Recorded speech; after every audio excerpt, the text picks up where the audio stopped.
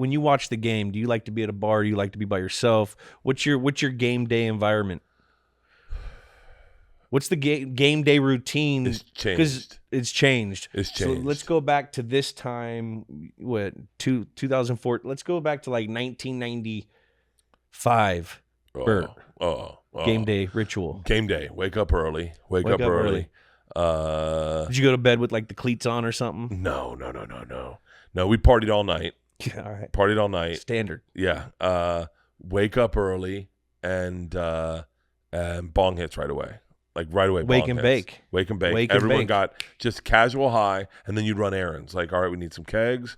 We got. Are we gonna have any food there? Frito-Lays. Yes, and I was in an organization called Scalp Hunters, and I was in college so long. I was on the panel of the ran Scalp Hunters for like 4 years, and so we would host the party at a place called Indian Village right next to the stadium.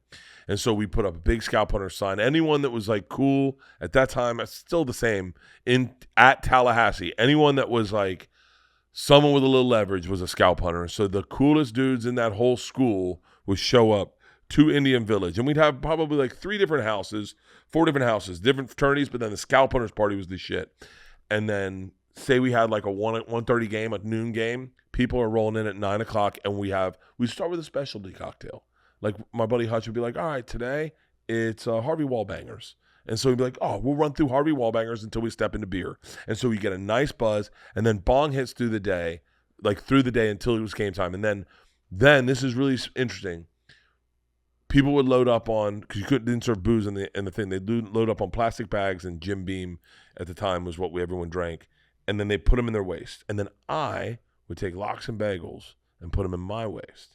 And then we would go in, and I would be what you'd call the patsy. I would be the mark.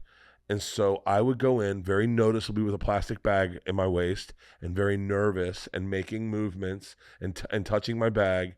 And the cops would be like, we got one. And they'd grab me, and I'd be like, hold on. And I'd make a little thing, and then everyone walks in, everyone goes in, and they're like, sir, can I see what's in your pants? And I go, yeah, sure. They take you back. Then you'd open it, and they're like, what's that? And I was like, I don't know if they have lox and bagels, and I was starving for lox and bagels, and my parents brought them in for the game, and I just wanted to have like a bagel with some lox on it, and they'd be like, oh, fuck, go ahead. And then they'd let you in, and then we would go up, and we would party our fucking dicks off. And it was awesome. It was, to this day, the best Saturdays I'll ever have in my entire life. Best Saturdays I'll ever have in my entire life. I always wore sunglasses because I cried when they threw the spear. I had a camera back then. I still take a lot of pictures. I'm on Instagram a lot, but I was into cameras. My favorite thing was I would yell to the stands behind me, my parents think I have a lot of friends. Can you guys join in for a group picture and just pretend you know me? And then I had so many, because I was funny, but I didn't know how to do stand-up. So I would just fuck around and have a great time at those games. And then I'd always leave a titch early. I'd always be like, we got it, I'm out. And then I stayed for that Florida State game. And I was going to talk to you about that one, because it was one of the funnest games I ever went to, because we stormed the field. But we stormed the field just because, and like it's Florida. It's a rival game. That's that's a stormer. Yeah.